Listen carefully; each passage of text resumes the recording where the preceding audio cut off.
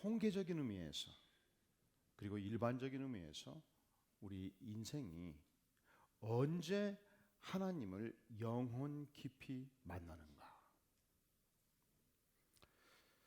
우리가 언제 하나님 앞에 무릎 꿇고 간절히 영혼과 영혼으로 대면하는가? 놀랍게도 통계는 그렇습니다. 사업이 승승장구할 때 아니에요. 내가 하는 일이 기가 막히게 잘 풀릴 때 아니에요. 내가 계획하고 추진하는 일마다 척척 성사될 때 아니에요. 그 중요한 이유가 내가 머리를 썼고 내가 능력이 있어서 잘 되었다 이렇게 생각하기 때문에. 나만큼 열심히 일한 사람이 어디 있겠는가? 당연히 나에게 보상이 있어야 된다고 생각하기 때문에, 내가 지혜가 있다고 생각하기 때문에 하나님이 존재할 근거가 약해지는 거예요. 그런데 이상하지요? 내 인생이 사면 초가에 빠질 때, 도무지 내 능력으로 추진할 수 있는 힘이 없을 때, 그래서 전능하신 하나님 앞에 나가서 하나님이 도와주시지 아니하면 내 인생에 출구가 없습니다. 그때 우리가 하나님을 깊이 만난단 말이죠. 한국의 대표적인 지성으로 알려져 있는 이어령 씨, 이 문화부 장관을 역임했고 또 많은 이 필력을 발휘해서 문명 비평가로서의 작품들을 남겼던 인물. 여러분 88 올림픽 개막식 때 그 기가 막히게 한국적인 요소를 세계화시켰던 인물로 부상하지 않았습니까? 그분은 평생 동안, 그분이 73세 될 때까지 이 기독교가 가지고 있는 해악들을 참 많이 글로 썼어요. 지난 2000년 역사 속에서 우리 기독교가 보여주었던 치명적인 위선들을 대단한 필력으로 공격했던 인물입니다. 그분의 딸이 이화여자대학교를 영문과와 불문학을 수석으로 졸업했던, 그것도 4년을 3년에 졸업했던 딸이었습니다. 여러분 이 정도 되면 좀 뭔 반응이 좀 있어야 되잖아요. 뭐 당연하다는 듯이 와 대단하다, 막 고개를 끄덕이거나 뭔 좀 반응이 있어야지요. 근데 미국 건너가서 1년 몇 개월 만에 변호사 시험을 합격하고 검사가 돼요.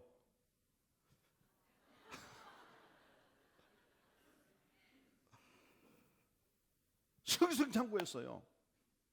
그런데 어느 날 암으로 판명을 받습니다. 치료한 이 암투병을 해요. 그리고 어느 날부터 잘 앞이 보이지 않기 시작해요. 병원을 갔더니 계속 진행되면 1년 안에 실명한다고 판정을 받았습니다. 이 아버지가, 이어령 씨가 한국에서 그 일을 듣고서 가슴이 무너지는 거예요. 여러분 부모는 똑같아요. 내 딸이 암에 걸리고 실명될 바에 하나님 차라리 나이 먹은 나에게 이 질병을 차라리 주시옵소서. 그게 인간의 심정 아닙니까? 늑달같이 비행기를 타고 딸네 집으로 갔습니다. 근데 거기서 결정적인 충격을 먹어요. 본인이 암에 걸리고 실명의 위기에 있으니 얼마나 절망하고 고통하겠습니까? 근데 아니었습니다. 얼굴이 달덩이같이 꽃이 피었습니다. 그리고 오히려 아버지를 위로합니다. 아버지, 걱정하지 마셔요. 저에게는 영생이 있거든요. 하나님이 은혜 주시면 나을 수 있고요. 그리고서 딸 때문에 가슴 아파하고 절망하는 아버지의 그 마음을 보고서 고통하는 거예요, 딸이. 충격이었죠. 어떻게 인생이 이렇게 바꿔줄 수 있냐. 그리고 그때 안 거예요. 신앙이란 진짜 위대한 힘이 있구나. 절망 속에서 진정한 희망을 주는 것은 신앙이구나. 내가 지금까지 그렇게 기독교 문명을 비판해왔는 다 휴지 조각이구나. 가장 무력해야 될 때 가장 능력이구나. 그때 이 절망적인 상황 속에서 딸을 통해서 절대자 하나님을 만납니다. 하나님이 그 영혼을 터치하셨습니다. 만나주셨습니다. 예수님을 구주로 고백합니다. 그리고 지금으로부터 7년 전 1907년 7월 24일 그분이 74세 되었을 때 일본 도쿄 포브스 타워에서 하영조 목사님이 일본인들을 향해서 집회를 진행하고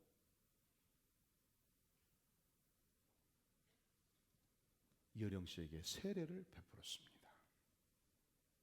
그 이후 오늘에 이르기까지 오직 신앙의 세계에 몰두하고 성경을 읽고 이제 소중한 이 기독교적 문학 작품들을 분석하고 연구하는 일에 여생을 바치고 있습니다. 자, 이어령 씨가 언제 주님을 만났나요? 가장 절망적인 상황에서. 근데 오늘 본문에서 등장하는 야곱의 생애가 그렇습니다.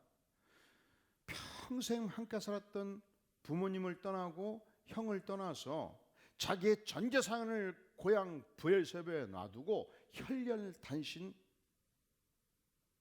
무려 500마일을 걸어서 외삼촌 집에 갈 때, 사실은 그때까지 그는 잠잘 집이 없었습니다. 먹을 음식이 없었습니다. 노잣돈은 떨어져 갑니다. 내일을 알 수 없는 불행한 인생이었습니다. 미래의 꿈은 산산조각이 났습니다. 아무도 그를 환영하고 있지 않습니다. 이 가장 큰 절망적 상황에서 하나님은 야곱을 찾아오셨습니다. 인간의 절망은 하나님의 희망이에요. 여러분이 지금까지 살면서 내가 가장 고통스러운 세월이 언제였는지 놀랍게도 그때 하나님이 찾아오신다고요. 뿐만 아니라 찾아오신 그 하나님은 우리 인생이 겪는 의식구조를 아시지요? 여러분을 지금 하나님이 막 찾아오면 자신 있어요? 하나님, 내가 이렇게 충성했습니다. 나는 이렇게 깨끗합니다. 자신 있으면 손 들어주세요. 왜 손을 못 드셔요? 캥기지요. 죄의식이 있지요. 그리고 야곱은 아버지를 속인 자잖아요. 형을 속였잖아요. 형이 나를 죽이기 위해서 길길이 날뛰었잖아요. 그래서 가출하고 있지 않습니까? 여러분, 살면서 형제간이나 부모를 배신한 사람은 일정한 거리를 두세요. 왜 그러느냐? 부모만큼 나를 사랑해 줄 사람이 없거든요, 사실은. 그런데 그 부모를 배신했다는 것은 무엇을 의미하는 거니? 누구든지 배신할 수 있다는 얘기예요.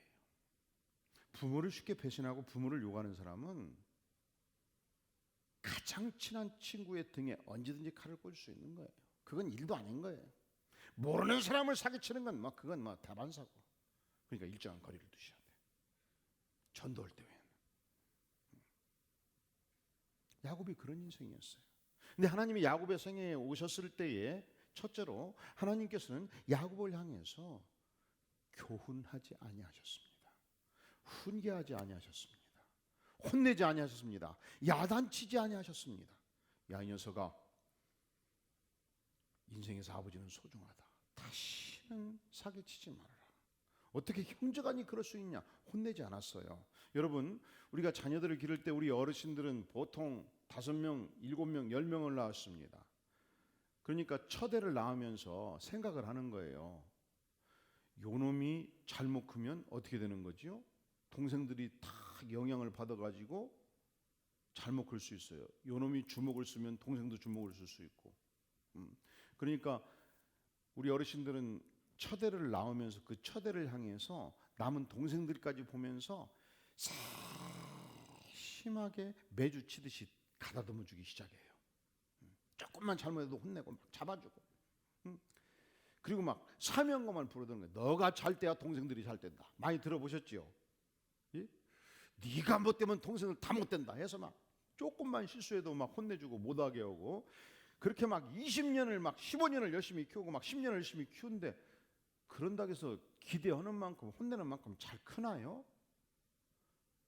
별것도 없거든. 그래서 둘째, 셋째를 키우면서는 놓아서 키워보는 거예요. 네 멋대로 커봐라. 뭐 결정적인 실수가 하지 않는 한은 스스로 깨닫게 도와주는 거예요. 인생이 그렇습니다. 얘야, 난로에 손이 닿으면 탄다. 그러니까 절대로 접근하지 마라, 접근하지 마라. 그러면 접근을 하지는 않지요. 그러다가 살짝 손톱 끝 해보고 별로 안 뜨겁네. 그러면서 잘 접근을 안 해요. 조심스러워요. 근데 난로 가까이 가는 건 위험하다. 한 마디 따고 놔두면요, 뭐 위험할까 해서 탁 대다가 아 뜨거워 하면 절대로 다시는 안 돼요. 그러니까 스스로 경험하는 것이 훨씬 더 강할 수 있어요. 그리고 두어 달 지나면 또 원상복귀 돼요. 별것도 없어. 그러니까 둘째, 셋째는 폭이 넓어지고 과감해지고, 그리고서 나이 30에 막 사업을 읽어도 막 왕창 읽어버리기도 하고 망하기도 하고 하면서 인생 40대, 50대 그릇이 커져갖고 일을 벌리는 인물로 바꿔줄 수도 있잖아요. 그러니까 하나님도 야곱이가 그렇게 못된 짓거리고 죄를 지었어도 처음 나타나셨을 때 먼저 교훈하거나 혼내거나 야단치지 아니하신 거예요. 멀리 보신 거예요.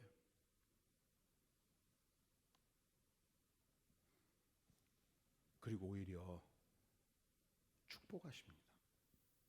하나님이 처음 찾아왔을 때 이 실수와 두려움과 절망감 속에 있을 때 격려하십니다. 축복하십니다. 이 거대한 가나안 땅이 너의 것이라고 선언하십니다. 바닷가의 모래같이 하늘의 별과 같이 엄청나게 많은 후손들을 주시겠다고 약속하십니다. 땅의 모든 족속이 너 야곱으로 말미암아 복을 받으리라 선언하십니다. 그래서 우리가 하나님을 우리의 시각으로 보면 안 돼요. 이 못된 놈, 사기꾼 같은 놈한테 하나님이 어떻게 이런 약속을 하시냐? 하나님은 보셨습니다. 하나님은 아셨습니다. 언젠가 나를 만나서 그 인생이 바꿔질 때 이 축복을 감당할 만한 인간이 반드시 되리라. 인간과 하나님은 달라요. 인간의 특질과 하나님의 특질은 같을 수가 없어요. 인간은 호통쳐야 속이 풀려요. 인간은 배신할 수 있어요. 인간은 실수를 쉽게 반복하는 존재예요. 여러분, 그러니까 여러분이 직장에서 10년, 15년 후배가 들어왔을 때 어려운 기술을 가르쳐주고 행정 업무 가르쳐주고 밥 사주고 했는데 5년, 10년 지나고 나서 나와 경쟁관계에 있는 부장한테 딱 붙어가지고 알랑방구 끼는 걸 보면 속이 뒤집히죠. 세상 말로 저 새끼 배신자라고 그러죠. 절대 그렇게 말하지 마세요. 일관성있게 계속 사랑해 주셔야 돼. 왜냐? 인간은 배신할 수 있어요. 그게 인간이에요. 닌겐 데스네. 휴먼 빙. 인간은 본질적으로 악한 존재예요. 부패한 존재예요. 천사가 아니라고, 하나님이 아니라고. 인간은 실수할 수 있어요. 그게 인간이에요. 하나님은 다르죠. 하나님은 절대로 배신하지 아니하십니다. 하나님은 용서하십니다. 하나님은 사랑하십니다. 하나님은 경제하십니다. 하나님은 축복하십니다. 그분이 나의 하나님이십니다. 그러니까 여러분 자녀들이 실수하고 작은 걸로 속이고 게으름 피우고 나쁜 버릇 있다고 너무 혼내지 마시고 내일부터 새벽마다 와서 부르짖으시기를 주의 이름으로 축원합니다. 할렐루야, 아멘. 포치고 차치고 다 해버렸지. 기도가 능력이에요. 17년 전 우리 교회에서 어머니 두 명이서 손을 잡고 기도를 시작했어요.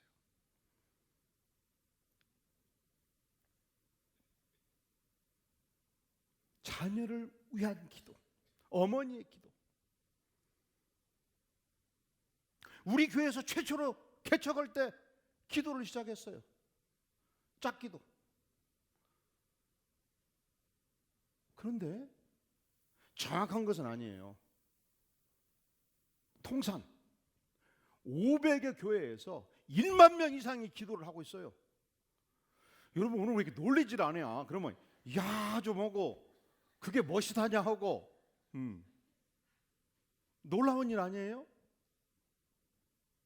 왜 그러냐? 기도가 능력이에요. 한 번은 중학교 3학년 된 엄마가 있었습니다. 근데 애가 어느 날 갑자기 잘못되기 시작한 거예요. 나쁜 친구를 만난 거예요. 밤마다 술 먹고 담배 피고 돌아와서 새벽 3시, 4시에 들어오는 거예요. 그러니까 엄마는 저녁 9시부터 10분이 10시간 같이 안 가는 시간을 부여잡고 새벽 2시, 3시, 4시 그때 아들이 들어왔는데 보니까 냄새가 나니까 아들을 밀쳐가면서 야 이 자식아 정신 차려라 이놈의 자식아 너 죽고 싶냐 막 난리를 피는데 그런다고 해서 바꿔집니까? 안 바꿔집니까?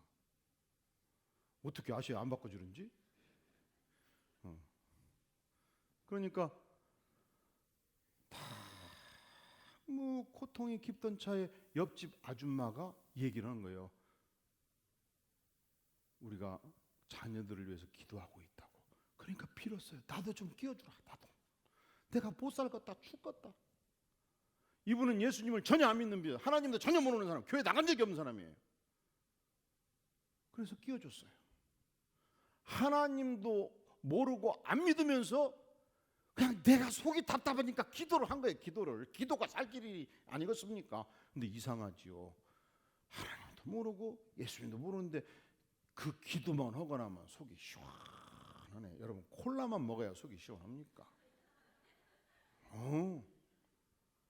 그리고 이상하게 내 아들이 불쌍하게 느껴지는 거예요. 이상하게 사랑이 생기는 거예요. 어느 날 새벽 3시 들어오는 아들을 깨어나 줍니다. 냄새는 막 그냥 엄청나게 나지. 그리고서 얘야 따뜻한 꿀물 한 잔 마셔라. 꿀물을 주는 거예요. 그리고 잠자리를 주고 얘야 많이 피곤하겠구나. 편히 자거라. 그러면서 눈물로 기도하고 우는 거예요. 어머니는. 그런데 이상하지요. 어머니의 마음에 평화가 임했습니다.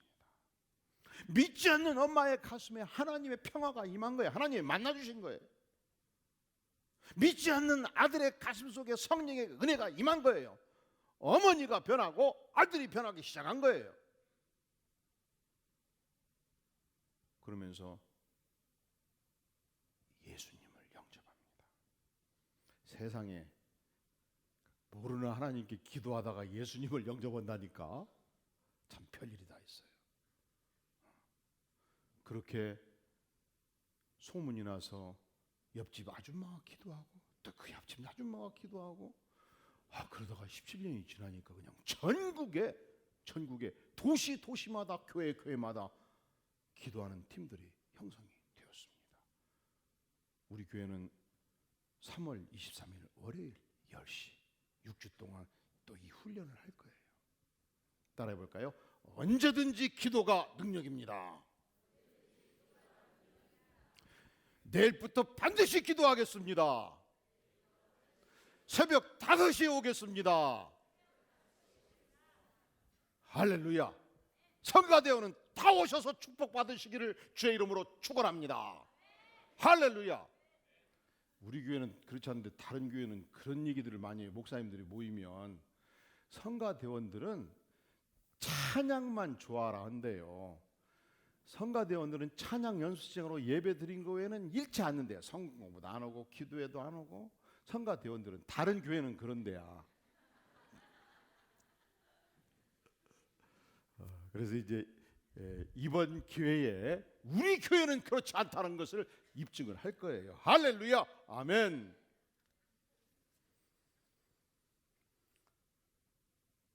사실은 우리 교회가 특별 새벽기도회를 봄에는 4월달 고난절에 했습니다. 예수님의 고난을 우리가 묵상하면서 했고요. 가을에는 10월에 날씨 좋을 때, 건강할 때 40일 캠페인을 하면서 했어요. 근데 제가 목회를 하면서 우리 엄마들을 만나고 아빠들을 만나면서 2월 3월 넘어가는 게 참 어렵다는 걸 알았어요.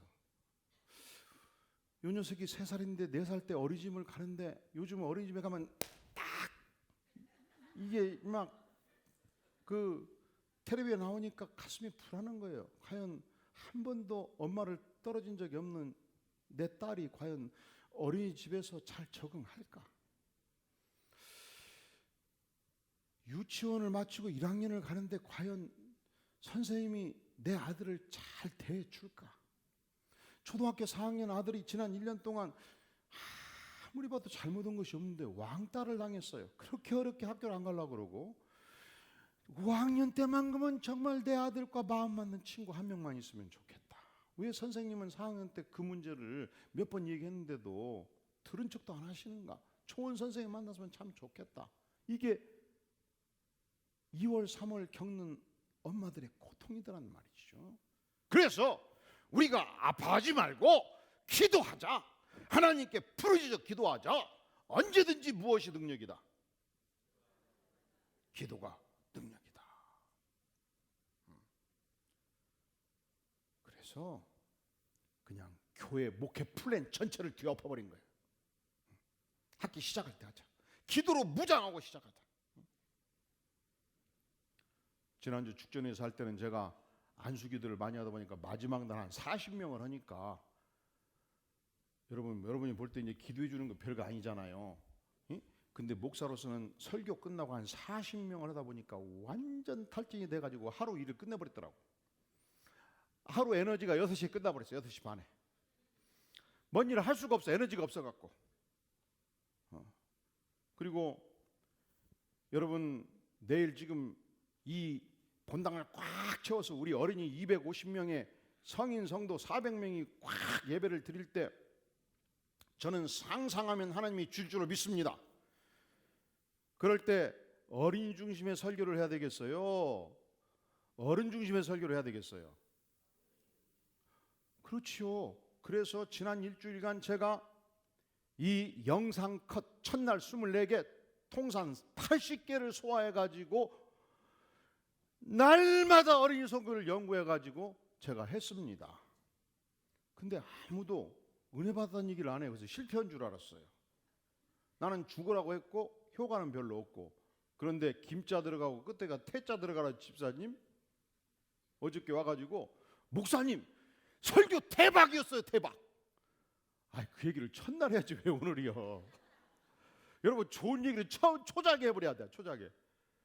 물론 그 얘기를 나중에 들어가지고 닷새 동안 더 열심히 한 것은 있어요. 응?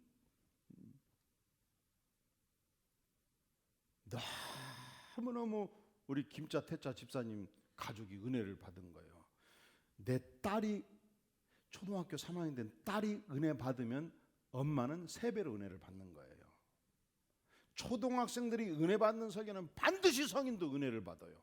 그것을 나이 62이 되어가지고 새벽부터 목숨 걸고 연구해서 된 작품이 뭔가 좀 보고 싶지 않아요? 이래도 안 오시겠다고요?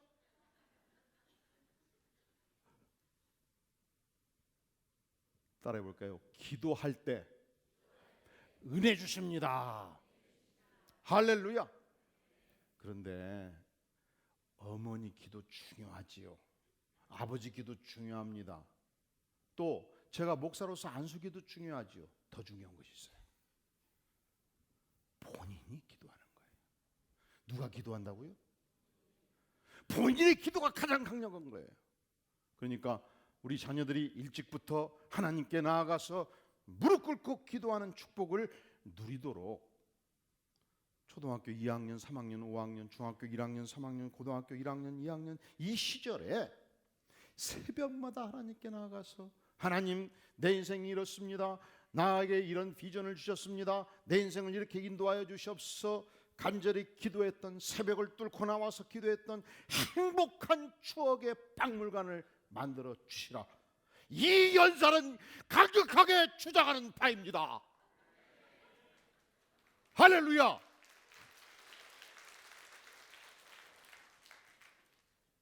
그리고 제가 우리 사역자들을 모아놓고 이 추억의 박물관이 너무너무 소중한 만큼, 여러분 제가 목회를 해보니까요, 부모가 30살 아들한테 5억 원 유산 주는 거 별거 아니더라고. 그거 사배가지고 5년 지나니까 부채 3억이 돼버리기도 하더라니까. 차라리 지가 직장생활 한 달에 300만 원 받으면 100만 원씩 전략해가지고 한 3년 죽게 살게 전략해서 한 3천만 원 만들어가지고 구멍가게 하다가 가다가 그때 조금씩 도와줘야 이게 일어서지, 처음부터 탁 줘버리니까 그냥 안 되더라고. 권력을 물려준들, 자금을 물려준들 별거 없어요. 그런데 추억의 박물관을 하나씩 쫙 정신세계에 선물하면 최고예요. 최고. 그것만큼 값진 것이 없어요. 일찍부터 기도할 때 하나님께서 나를 사용하셨다, 하나님이 역사하셨다, 그것을 깨우치는 만큼 더 큰 축복은 이 땅에 없습니다. 그래서 이것을 위해서 제가 죽전광교 사역자들 20명을 모아놓고 그랬어요. 이번에 새 특세에는 어린이들한테 추억의 박물관을 만들어주기 위해서 닷새를 참석하는 어린이들에게 5만 원, 10만 원씩 장학금을 주면 좋겠다. 돈 걱정하지 말아라. 내가 하나님께 기도해서 소중한 일이 있을 때 필요하면 1,000만 원도 주시고 50만 원도 주시고 2천만 원 주시고 하나님이 직접 주시더라. 막 흥분해갖고 얘기했는데 어떤 전사님이 초를 쳐버렸어요. 이게 장학금을 준다는 얘기요, 돈을 준다는 얘기요? 장학금을 준다는 얘기요, 돈을 준다는 얘기요? 장학금. 하나님의 장학금. 그런데 세상은 교회가 돈으로 애들을 꼬신다고 그런다는 거예요. 응? 그리고 생각해 보니까 그 말이 또 맞네. 그래서 목회가 참 어려워요. 선한 일도 제대로 할 수가 없어 이게. 그래 가지고 취소. 참말로 취소하고 주여 기도를 했더니 선물은 주라 그래요. 선물은. 그래서 하여간 닷새 전체 출석하는 어린이는 반드시 엄청나게 좋은 선물을 줘라. 그러면 그냥 깜빡 잠들어갖고 하루 빠지면 어떡하냐. 하루 빠져도 주어라. 그리고 오고 싶었는데 아파갖고 또 하루 빠지면 어떠냐. 3일까지는 주자. 이때 감동되면 또 우리 교회는 참 자비로운 성도들이 많으셔가지고 특별 새벽기도 어린이 헌금에서 또 막 내셔요. 그러니까 저는 돈은 한 번도 걱정한 적이 없어요. 한 번도. 다 기도하면 안 주신 것이 없어요. 이 벌판에 이 교회를 지을 때도 주여 하니까 다 주셨어요. 따라해볼까요? 기도가 언제든지 능력입니다. 할렐루야. 그래서 우리 자녀들에게 진실로 기도할 때 능력 받을 수 있다. 기도하면 만나주신다. 하나님은 나를 찾아오시고 격려하시고 약속하시고 축복하신다. 이 하나님을 만나도록 도와주시기를 간절히 바라는 것입니다.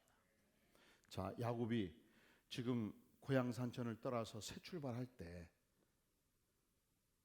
첫 번째 그 생애의 특징이 가장 큰 절망 중에서 하나님을 만났다는 사실이에요.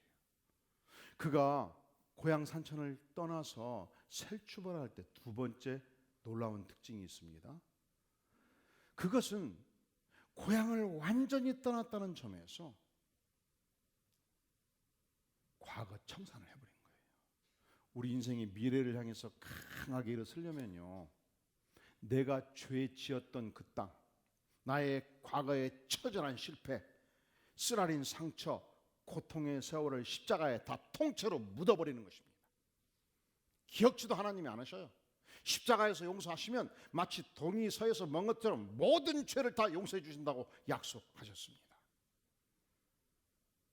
여러분, 거대한 선박이 항구에 닷을 내리면 이제 선박 안에 있는 승객들도 다 하선하고 승무원도 하선하고 그리고 선박 안에 있는 모든 물품들도 다 내립니다. 하룻밤 재우고 그 다음날 이 거대한 선박이 5,000톤, 1만 톤급 선박이 출항을 할 때 반드시 닷을 올려야 출항해요. 반드시 묶었던 밧줄을 풀어야 태평양을 향해서 전진하는 것입니다.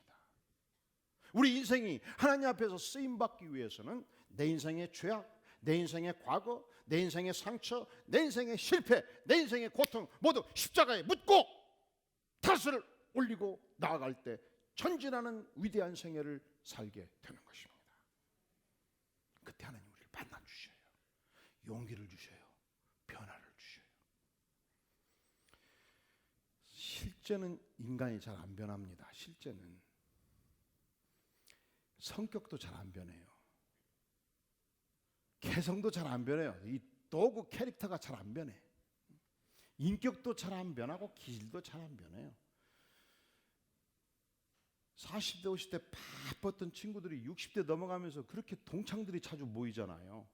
그러면 초등학교 때 친했던 친구들 그렇게 느려 터지는 놈 다시 만나니까 여전히 느려 터져. 그렇게 성질 급해갖고 촐싹대고 항상 바깥 먼저 내고 움직였던 친구 지금도 그렇게 안 변해요. 쉽게 사람이 안 변한다니까. 잘 안 변해요. 그런데 여러분 하나님을 만나면 십자가의 은혜가 임하면 성령의 감동이 오면 그때 변해요. 성령의 충만을 받으면 그때 사람이 바꿔져요. 야곱이 그렇습니다. 그가 하나님을 만나고 하나님의 은혜를 체험하고 어떻게 바꿔지냐. 자, 7절을 보세요. 지금 야곱이 광야에서 하란을 향해서 가다가 목동들을 만나고 우물가에서 양떼들을 만납니다. 단 한 번도 본 적이 없었던 양떼요 목동들이었습니다. 그가 말합니다. 야곱이 이르되 해가 아직 높은즉 가축 모임 때가 아니니 양에게 물을 먹이고 가서 풀을 뜯게 하라. 이 목말라하는 양떼를 보면서 이게 누구의 양이 자기 양입니까? 아니죠. 처음 초면에 목자들의 양이었습니다. 그 양이 목말라하고 그 양이 배고파하는 모습을 보면서 저들에게 물을 공급하고 풀을 주어라 요청합니다. 하나님을 만나고 나면요 이기적인 인생이 이타적인 인생으로 바꿔지는 거예요. 또한 야곱은 본래 가족 앞에서 피도 눈물도 없는 인생이었습니다. 아버지를 속인 냉혈 인간이었습니다. 그런데 감동과 눈물의 인생으로 바꿔져요. 10절 야곱이 드디어 외삼촌 라반의 딸을 만나게 되었습니다. 야곱이 그의 삼촌 라반의 딸 라헬과 그의 삼촌의 양을 보고 나아가 우물 어귀에서 돌을 옮기고 외삼촌 라반의 양떼에게 뭘 먹였다고요? 물을 먹였습니다. 그가 외삼촌 라반의 딸 라헬에게 입을 맞추고 소리내어 엉엉 울었습니다. 감동의 인간이요 눈물의 인간이었습니다. 뿐만 아니라 그가 초면에 외삼촌 라반의 집에 기거하면서 한 달 동안 전심으로 그 가정의 일을 돌보았습니다. 최선의 헌신을 바쳤습니다. 너무 열심히 가사를 돌보니까 외삼촌 라반이 미안하잖아요. 요청합니다. 야곱아, 너의 충성 앞에서 내가 얼만큼 품삯을 주면 좋겠느냐 너가 결정하라. 이거 함부로 할 수 있는 얘기가 아니에요. 세상에는 3등급의 인간이 있어요. 1등급, 2등급, 3등급. 여러분 고기만 등급 있는 거 아닙니다. 소고기 1등급 있지요. 그거 인간 자체도 그래요. 상등급 인간. 출근을 해서 월급을 받고 사는 사람인데 월급은 확보된 거거든요. 250만 원 확정돼 있잖아요. 그렇죠? 뭐 열심히 8시간 일한다고 해서 막 2배 주고 어영부영 한다고 해서 팍 안 주고 뭐 직장이 그건 아니거든. 3등급 인간 그렇게 생각하는 거예요. 월급은 확보된 것이고 적당히 시간만 때우면 된다. 몇 등급? 3등급. 그러면 2등급 인간은 뭐냐? 월급만큼만 일한다. 나는 1,000만 원짜리 가치 있는 인생인데 250밖에 안 주네. 그러니까 오전 2시간만 하면 내가 다시 2시간 동안 막 능력을 발휘해서 막 정신없이 일 처리하고 딱 11시 되면 폼 잡고 서류 쫙 늘어놓고 시찰하고 컴퓨터 켜놓고 그리고서 전 세계를 유람하고 다니는 거예요. 준 만큼 일한다. 몇 등급? 그러면 1등급 인간은 뭐냐? 지금 사장님들은 지금 머릿속에 생각해요. 그 자식 2등급이래? 그 녀석 완전히 3등급이었구만. 지금 생각하실 거예요 지금. 1등급 인간은 어떤 인간이냐? 보수와 상관없이 사는 인간이에요. 보수가 있든지 말든지 적게 주든지 많이 주든지 전능하신 하나님께서 그의 아들 된 내 인생을 향해서 주신 일들을 쳐서 충성하는 인간. 목사님, 우리 사장님은요 불교 믿거든요. 내가 열심히 일해서 돈이 벌리면 불교만 키우는데 나 그거 목사님 그거 틀린 말이 아니에요. 우리 사장님은 불교셔도 나는 하나님의 사람이에요. 그래서 나는 하나님께 충성하는 거예요. 굳은 일, 힘든 일은 다 내가 처리하는 것이죠. 내 일을 찾아서 충성하는 인간, 조건을 따지지 않는 충성, 최선을 다하는 충성, 성실히 하나님 앞에서 열과 다하여 성을 다하여 살아가는 인생. 몇 등급? 1등급 인간. 그러면 이제 우리가 세 가지로 생각을 해봐야 돼요. 첫째로 내일 출근할 때 만나는 부하 5명이 몇 등급인가 딱 점수를 지금 내보셔요. 두 번째로 나와 함께 일하는 상관, 그분은 어느 정도 될까? 이거 할 때는 조심해야 돼. 판단만 하고 절대로 입을 열면 안 돼요.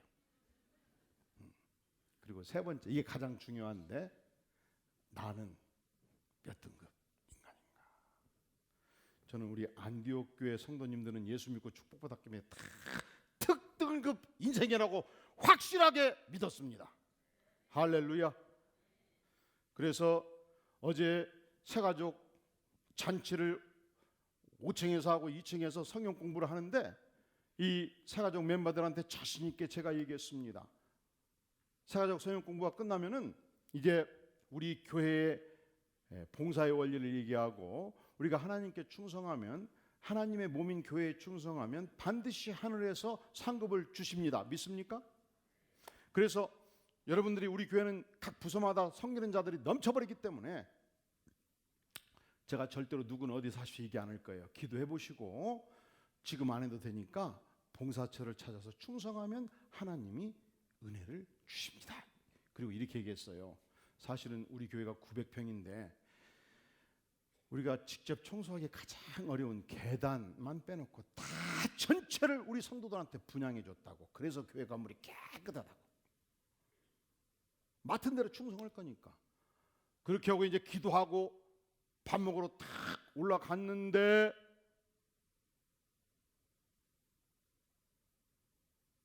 한 집사님이 저를 찾아왔어요. 목사님, 이 교회가 여기가 지저분하고 제가 지저분해서 보면은요 전교인이 모여서 한번 대청소하면 날 좀 잡아주셔요. 근데 그냥 방금 10분 전에 지금 그래서 집사님 지금은 그 얘기하면 안 돼요. 지금은 그 얘기하면 내가 힘들어 버려. 이렇게 얘기하려다가 그냥 알았다고 말았는데, 이제 몇 분이 그럴지는 모르지만 하나님께서 무엇이든지 맡겨주시면 특등급 인생으로 하나님께 충성하는 백성들 될 수 있기를 주의 이름으로 축원합니다. 그리고 여러분들이 내일 출근하시면 절대로 이 직장 안에 월급을 조금 주냐 바라지 마세요. 어떤 사장님들 조금 주고 싶어했어요. 이 기업 사장님들이 기업의 발전을 위해서 머리를 쓰고 머리를 써도 적자면 올려줄 수가 없는 거예요. 야근 수당 안 준다고, 보너스 많이 안 준다고 절대로 불평하지 마셔요. 데모하지 마시고 연대 서명하지 마시고 하나님께서 나에게 맡겨주신 일인 줄 알고 더욱 열심히 일하고 보수보다 10배 더 일하고 조건 없이 충성하면 하나님께서 이 땅에 보상을 안 주시면 천상에서 주셔요. 그리고 세월이 지나면 다 알아요. 직원 100명 있으면 3년 5년 지나면 1등 충성자가 나와요. 그리고 다 알게 돼. 누구? 그 사람은 이사들이 나하고 같이 일해야 돼. 그래서 이사 10명이서 서로 막 빼가려고 한다니까. 교회도 그래요. 교회도. 제가 과거에 반포 남서울교회는 성인 출석이 주일날 3,500명이었어요. 근데 한 성도님이 교회 구성이 반포, 신반포, 압구정도 다 부자들이 사는 동네인데 그 교인 중에서 사당동 달동네 교인도 많았습니다. 근데 한 집사님이 그렇게 달동네 어려운 사람들 명단을 가지고서 구제 사업을 하셔요. 아무도 모르게 조용히. 그런데 한 5년 지나니까 그분을 모르는 성도가 없더라니까. 기업도 마찬가지예요. 내가 하나님께 충성하면 하나님께서 그 충성을 보시고 앞길을 반드시 열어주시는 것입니다. 그러니까 월급 생각하지 말고 옆 사람 눈치 보지 말고 직장에서나 교회에서나 내가 가는 곳곳마다 하나님께서 주신 소중한 사역을 위해서 충성하는 복된 성도들이 될 수 있기를 주의 이름으로 축원합니다. 예수님을 만나면 이것이 축복인 것을 알게 돼요. 예수님을 만나면 인생이 반드시 변합니다. 고린도후서 5장 17절은 말씀합니다. 그런즉 누구든지 그리스도 안에 있으면 새로운 피조물이라 이전 것은 지났으니 보라 새 것이 되었도다. 보라 새 것이 되었도다. 기도하겠습니다. 영광의 주님, 부족한 인생, 절망하는 인생, 아파하는 인생 만나주시니 감사합니다. 성령의 충만한 은혜로 임하시고 하나님 은총을 베풀어 주시옵소서. 그리고 언제든지 최선의 헌신을 주 앞에 드리는 백성 되게 하여 주시옵소서. 예수님의 이름으로 간절히 기도하옵나이다. 아멘. 이 시간 모두 기립하셔서 은혜로다 찬양하면서 헌물을 주 앞에 드리고 축도로 마치겠습니다.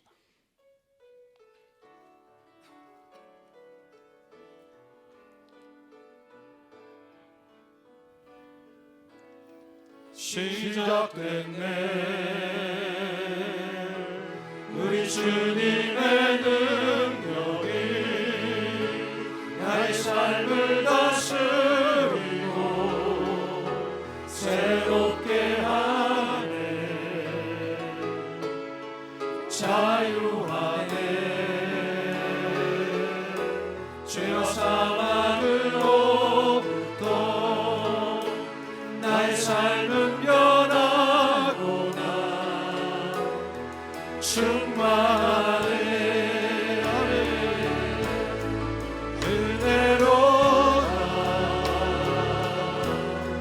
주의 은혜 한량없니 주의 은혜 은혜로다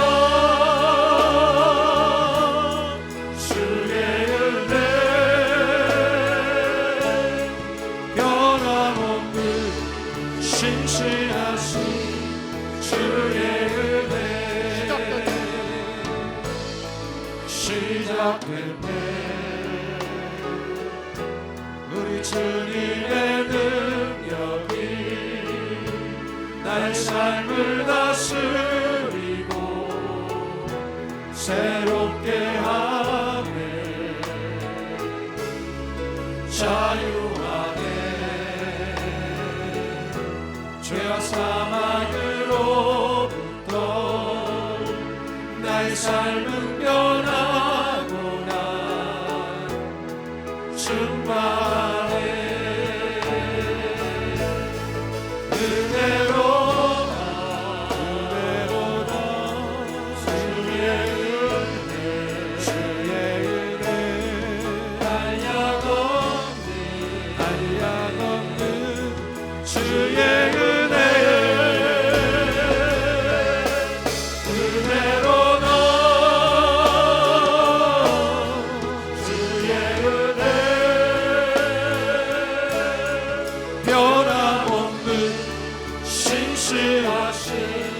주의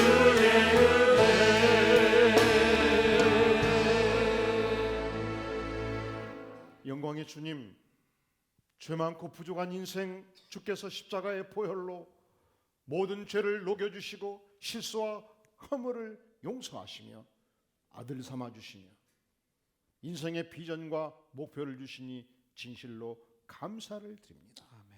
이 시간 정성을 모두 주 앞에 드리는 손길을 받으시며 그 인생을 축복하여 주시옵소서. 아멘. 주님, 우리가 닷새 동안 우리의 사랑하는 자녀들을 위해서 진액을 뽑아 기도할 때 아버지여 기도하는 백성들의 심령의 은혜를 주시고 우리 자녀들의 생애의 미래를 활짝 열어 주시옵소서. 아멘. 이제는 우리 주 예수 그리스도의 은혜와 하나님 아버지의 무한하신 사랑과 성령 하나님의 교통하심이 진실로 살아계신 주님, 연약한 인생 붙들어 주시는 주님, 기도할 적마다 만나주시는 은혜의 주님, 그 주님 앞에 감사 감격하며 예외로 믿음으로 나아가는 주의 사랑하는 백성들 심령 후에 가정 후에 기업 후에 영원까지 함께 계시릴지어다. 아멘.